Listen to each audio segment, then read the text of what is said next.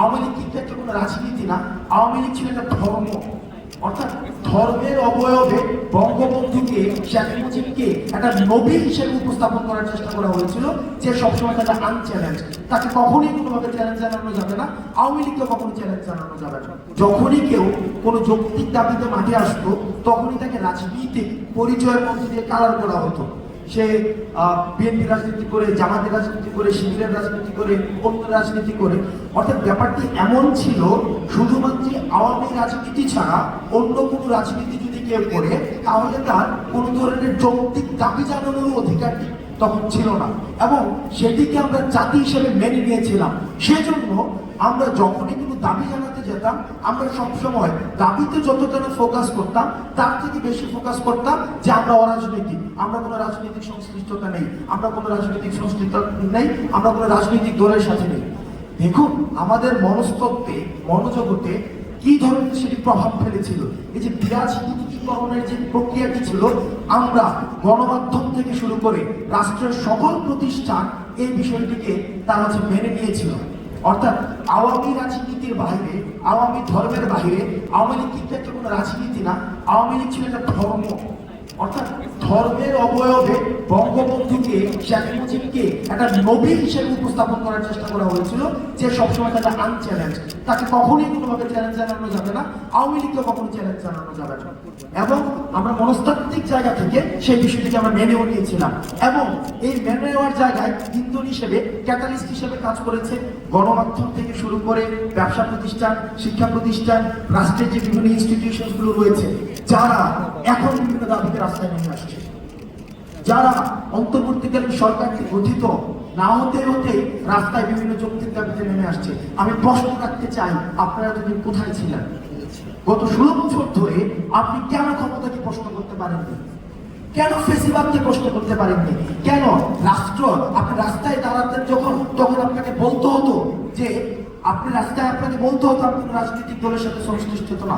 কেন রাজনৈতিক দলের সাথে সংশ্লিষ্ট হলে কেন দাবিটি জানাতে পারতো না? আমাদের এই জায়গাটায় প্রশ্ন রাখতে হবে, আমাদের চিন্তা জগতে একটি প্রশ্ন আমাদের সবসময় রাখতে হবে। এই যে আমরা ক্ষমতাকে প্রশ্ন করে শিখেছি, সেটি ধারাবাহিকতা অব্যাহত রাখতে হবে। এটা হচ্ছে একটা ডাইমেনশন। একটা বিষয় কি, এই যে আওয়ামী লীগকে মেনে নেওয়া যে বিষয়টি, আমাদের সব জায়গা থেকে আমরা মেনে নিয়েছিলাম হাসিনা, খুনি হাসিনা, এবং যে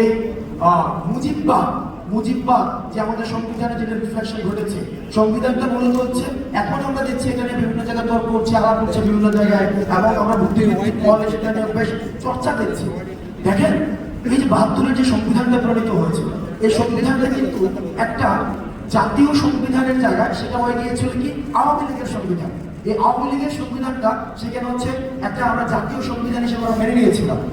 আওয়ামী লীগের সংবিধানটাকে আমরা বাংলাদেশের সংবিধান হিসেবে ধরে নিয়েছিলাম। অর্থাৎ দেখেন, একটা দলের সংবিধানকে যখন একটা দেশের সংবিধান হিসেবে চাপিয়ে দিতে চায়, সেই জায়গাতে হচ্ছে ফেসিবাদের প্রথম বীজটা বপন করে দেওয়া হয়। এবং আমরা জাতি হিসাবে এই যে এত বছর পরে আমাদের দ্বিতীয় স্বাধীনতার আগ পর্যন্ত কিন্তু আমরা সেই জায়গায় কখনো প্রশ্ন করতে পারিনি। আমরা এই জায়গায় দাঁড়িয়ে আমরা মনে করি, যেহেতু আমাদের এই 24-এর দায় আমাদের রয়েছে, 24 এর বিনিময় মূল্য, এই বিনিময় মূল্য আমাদের এখনো পর্যন্ত হাজারেরও অধিক শহীদ হয়েছে, এবং প্রত্যক্ষ পরোক্ষভাবে লক্ষাধিক আহত হয়েছে। কিভাবে? দেখেন, শুধুমাত্র যে আপনারা একটা প্রজন্মকে আপনারা মেন্টাল ট্রমার মধ্যে আপনারা ঠেলে দিয়েছেন। এই যে আপনাদের সামনে যারা রয়েছে, আপনারা তাদের ভাষা বুঝতে পারেননি। একটা প্রজন্ম, এই প্রজন্ম মেন্টাল ট্রমার এই ড্রাইভার, যারা 71-কে পুঁজি করে, যারা মুজিববাদকে পুঁজি করে, যারা হাসিনাকে পুঁজি করে, শেখ মুজিবকে পুঁজি করে, যারা 24 পর্যন্ত ফেসিবাদকে টেনে নিয়ে এসছে, এই প্রজন্মকে এই মেন্টাল ট্রমার মধ্যে যে ফেলেছে, সেটির ড্রাইভার তাদেরকে নিতে হবে। এবং সেটির ড্রাইভার তারা যদি স্বীকার না করে, তাদের দোষ যদি স্বীকার না করে, তাহলে পরবর্তীতে যে তাদেরকে রাজনীতিতে পুনর্বাসন যে চিন্তাটি করছে, সেই চিন্তাটি তাদের বুমেরাং হবে। কারণ ফেসিবাদকে যারা পৃষ্ঠপোষকতা দিয়েছে, ফেসিবাদের যারা সুবিধা দিয়েছে বিভিন্ন ফর্মে, কারণ আওয়ামী লীগ প্রথমেই বলেছে দল ছিল না, কিন্তু এটা একটা ধর্ম ছিল। এই আওয়ামী লীগের ধর্মের অনেকগুলো জনরা ছিল।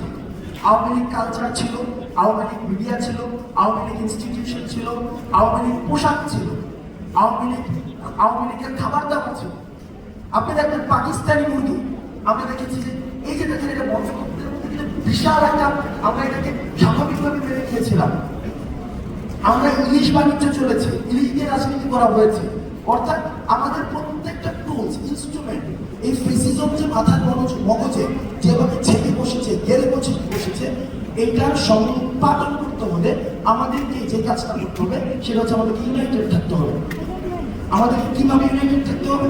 দেখেন, যখন কনস্ট্রাকশন ডিস্ট্রাকশন হয়, কোনো কিছু ডিস্ট্রাকশনের সময় সবাই এক হয়ে যায়, কিন্তু কনস্ট্রাকশন যখন ঘুরতে যায় তখন সেটা বিভাজনের রাজনীতি সৃষ্টি করা হয়। যেমন আমরা দেখেছি যখন 47-এ দেশটাকে ভাগ করার কথা ছিল, তখন আমরা দেখি সবাই এক হয়ে গিয়েছিল। 71 মুক্তিযুদ্ধ হয়েছিল, সবাই এক হয়ে গিয়েছিল। আবার 24-এ যখন খুনি ফেসিবাদকে আমরা পতন ঘটাতে চেয়েছিলাম, সবাই এক হয়ে গিয়েছিল। যখনই এখন আমরা বিনির্মাণের দিকে যাচ্ছি, পুনর্গঠনের দিকে যাচ্ছি, তখন আমরা দেখছি আবার বিভাজনের যে রাজনৈতিক যে টুল সেটাকে আবার ইনজেক্ট করার চেষ্টা করা হচ্ছে। কিন্তু আমরা ছাত্র নাগরিকদের পক্ষ থেকে আপনাদেরকে বলতে চাই, আপনারা যারা বুদ্ধিবৃত্তিক মহলে ফেসিবাদী রাজনীতিকে পুনর্বাসন করতে যাচ্ছেন, আপনারা ফেল মারছেন অনেক আগে। এই ছাত্র নাগরিক যাদেরকে আপনারা সিজলেস টাইমের জন্য আপনারা মেন্টাল ট্রমার মধ্যে ফেলে দিয়েছেন, তাদের রাজনৈতিক চিন্তাধারা বিকশিত হওয়ার পথটাকে আপনারা রুদ্ধ করে দিয়েছেন, সেটির দায়ভার আপনাদেরকে নিতে হবে। সেটির দায়ভার যদি আপনারা না নিয়ে আবার যদি রাজনীতি করার, পুনর্বাসন করার চিন্তা করেন, তাহলে সেক্ষেত্রে এই ছাত্র নাগরিক যারা শহীদ হয়েছে, আমরা ফিল করি তাদের কাছে আমাদের জবাবদিহিতা রয়েছে, তাদের কাছে আমাদের দায়বদ্ধতা রয়েছে। সেই জায়গা থেকে আমরা সবাইকে, বিশেষ করে আমাদের প্রজন্ম যারা রয়েছে, ছাত্র নাগরিকের যে প্রজন্ম রয়েছে, আমি আপনাদেরকে কিছু চিন্তা দিতে চাই। এই যে আওয়ামী ধর্ম প্রতিষ্ঠিত করেছিল, বঙ্গবন্ধুকে নবী হিসেবে দেখানোর চেষ্টা করা হয়েছিল, পলিটিক্যাল নবী, পলিটিক্যাল গড, সেটিকে চ্যালেঞ্জ করার জন্য আমাদের রাজনৈতিকভাবে ব্যাপকভাবে আমাদের চিন্তার জগৎকে উন্মুক্ত করতে হবে। আমাদের নিজেদের মধ্যে প্রিন্সিপালস, আমরা ভবিষ্যতে বাংলাদেশ পুনর্গঠনের জন্য কোন প্রিন্সিপালের ভিত্তিতে বাংলাদেশকে পুনর্গঠন করব, যেখানে আর কখনোই কোন ধরনের কোন রূপে আর ফ্যাসিজম ফিরবে না, যেখানে গণমাধ্যমের স্বাধীনতা নিশ্চিত করা হবে, যেখানে আমাকে কখনোই কোনো রাস্তায় দাবি নিয়ে এসে আমাকে বলতে হবে না যে আমি কোনো রাজনীতির সাথে সংশ্লিষ্ট না, সুতরাং আমার দাবিটি মেনে নেব। এই ধরনের রাষ্ট্র ব্যবস্থাকে নিশ্চিত করার জন্য আমাদের কিছু ভ্যালুস ক্রিয়েট করতে হবে, আমাদের প্রিন্সিপালস ক্রিয়েট করতে হবে, যে প্রিন্সিপালসের ভিত্তিতে, ভ্যালুসের ভিত্তিতে, যেখানে ছাত্র নাগরিকের অংশগ্রহণের ভিত্তিতে সেটি লিগেসিকে মেনটেন করতে পারবো এবং আমাদের বাংলাদেশকে পুনর্গঠনের একদম চূড়ান্ত মাত্রাকে আমরা নিশ্চিত করতে পারবো। সেই জায়গাতে আমাদের প্রথম যে কাজটি করতে হবে, আমাদেরকে ইউনাইটেড থাকতে হবে।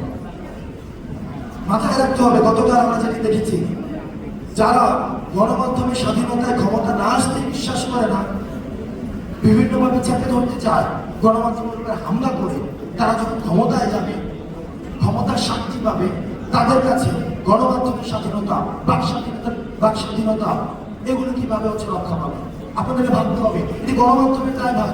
আমরা গণমাধ্যমকে দেখেছি গত 16 বছর কিভাবে আমরা দেখেছি গণমাধ্যম যখন প্রশ্ন করতো গণভবনে, প্রত্যেকটি প্রশ্নের একটি বিনিময় মূল্য থাকতো। হয়তো একটি প্রশ্ন দিয়ে তার এটা দিয়ে হচ্ছে ইউনাইটেড নেশনকে ঘুরে যাবে, হয়তো পূর্বাচলে একটি প্লট পাবে, অথবা প্রধানমন্ত্রীর সফর সঙ্গী হবে। অর্থাৎ তাদের প্রশ্নগুলো করা হতো এমন ভাবে যে প্রশ্নের বিনিময় মূল্য তারা হচ্ছে এইভাবে পাবে, অথবা বঙ্গভবনের ভিতরে একটি পাস কার্ড পাবে, অথবা সচিবালয়ের একটি পাস কার্ড পেয়ে যাবে। আমি গণমাধ্যমের সবাই না, কারণ সব গণমাধ্যমের যে ভূমিকাটা আমি বলছি, সচেতন করছি যে আপনাদের ভূমিকাটা অনেকে কোন জায়গায় ছিল। অর্থাৎ আপনাদের বিনিময় মূল্যের যদি প্রশ্ন এমন হয় যে ইউনাইটেড নেশনসে যাওয়ার জন্য, সফর সঙ্গী হওয়ার জন্য, পূর্বাচলের পদ পাওয়ার জন্য, এডিটর্স গিল্ডের সদস্য হওয়ার জন্য, সংসদ ভবনের পাশ পাওয়ার জন্য, সচিবালয়ের পাশ পাওয়ার জন্য, তাহলে আপনারা জাতিকে যে মেন্টাল ট্রমার মধ্যে রাখবেন, সেটির দায়ভার কোনো কিছু দিয়ে সম্ভব না। সুতরাং গণমাধ্যমের প্রতি আমাদের আহ্বান থাকবে, আপনারা ক্ষমতাকে প্রশ্ন করতে শিখুন। আপনারা জনতার হয়ে ক্ষমতাকে প্রশ্ন করুন। সরকার যেটি শুনতে চায় সেটি খবর নয়, সেটি সরকার যেটি শুনতে চায় সেটি যদি বারবার প্রচার করা হয় সেটি তো প্রেস রিলিজ। আর সরকার যেটি শুনতে চায় না সেটি যখন প্রকাশ করা হয়, ক্ষমতাকে যখন প্রশ্ন করা হয়, সেটি হচ্ছে সংবাদ। আমরা আহ্বান জানাই, আমরা স্বাগত জানাই। আমরা যে অন্তর্বর্তীকালীন সরকার এত শহীদের রক্তে ঘামে জীবনের বিনিময়ে প্রতিষ্ঠিত হয়েছে, আমরা এই ক্ষমতাকে প্রশ্ন করার যে স্বাধীনতাটি, সেটি আমরা গণমাধ্যমের মধ্যে দিয়ে চর্চাটি দেখতে চাই। তাহলে আপনাদের গণমাধ্যমের যে একটি অংশ যে গিলি করে দিয়ে গেছেন, তাদের যে কিছু গিল্ট রয়েছে, সেটি হচ্ছে এবার কিছুটা মনে রাখা সম্ভব। আমাদের আগামীকালের কর্মসূচি সম্পর্কে যে সার্বিকভাবে দিক নির্দেশনা পরবর্তী ধন্যবাদ আসসালাম আব্দুল্লাহ ভাইকে বক্তব্য সুন্দর বক্তব্য রাখার জন্য, আলোচনা রাখার জন্য।